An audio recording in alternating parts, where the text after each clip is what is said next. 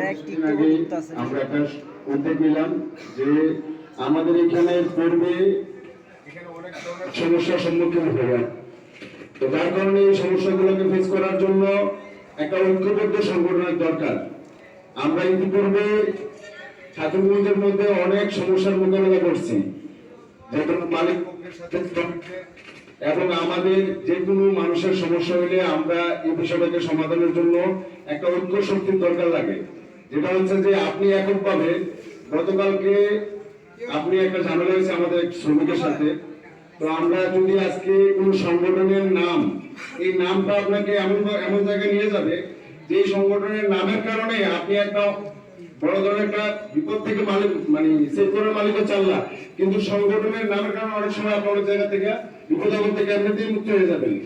যেমন আজকে আমি যদি সংগঠন না থাকতো, আমার মতো ব্যক্তিকে, যে ব্যক্তিটা বলছে উনি একজন ব্যবসায়ী সমিতির সাধারণ সম্পাদক, উনি সালামতে বলছে যে মামা এই জিনিসটা সমাধান করে দেন।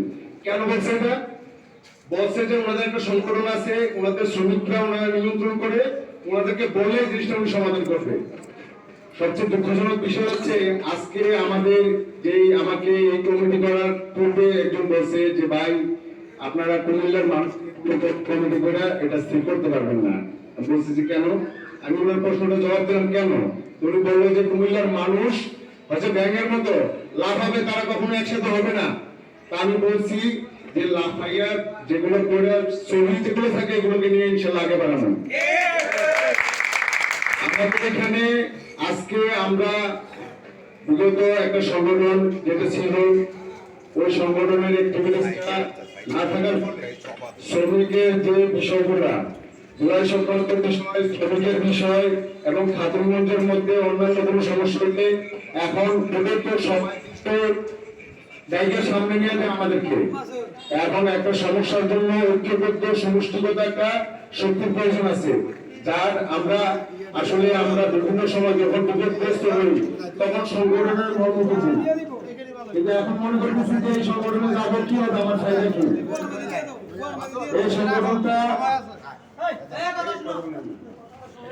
এই সংগঠন বিগত পূর্বে বৃহত্তর লোডিং আনলোডিং আমাদের একটা সমিতি ছিল। এখন আমরা বৃহত্তর কুমিল্লা ঐক্য পরিষদ, আমি দুঃখাক্রান্ত মনে বলতে হয় যে আজকে এই চেয়ারগুলো আপনাদের যে খালি দেখতেছেন তার চেয়ে অনেক বেশি মানুষ হওয়ার কথা ছিল, কিন্তু এই মানুষগুলা আমাদের মনের ভিতরে কিছু কুষ্ঠতার কারণে, কিছু মানুষের উস্কানি হোক, কুশলতা হোক, আমরা এটাকে ধন্যবাদ করবো না। ইনশাআল্লাহ আমাদের নীতিতে আমরা আগে যাবো, সংগঠনকে এমন ভাবে আগে নিয়ে যাবো ওই মানুষগুলো ইনশাআল্লাহ একসময় সুপারিশ করে এখানে সংগঠনের সদস্য হতে হবে ইনশাআল্লাহ।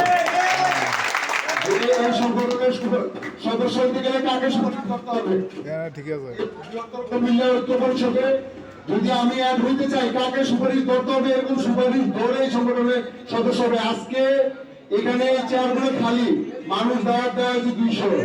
আমাদের কমিটির লোকগুলা সবচেয়ে এখানে কিছু মানুষ আছে যারা প্রচুর পরিমাণে খাটে।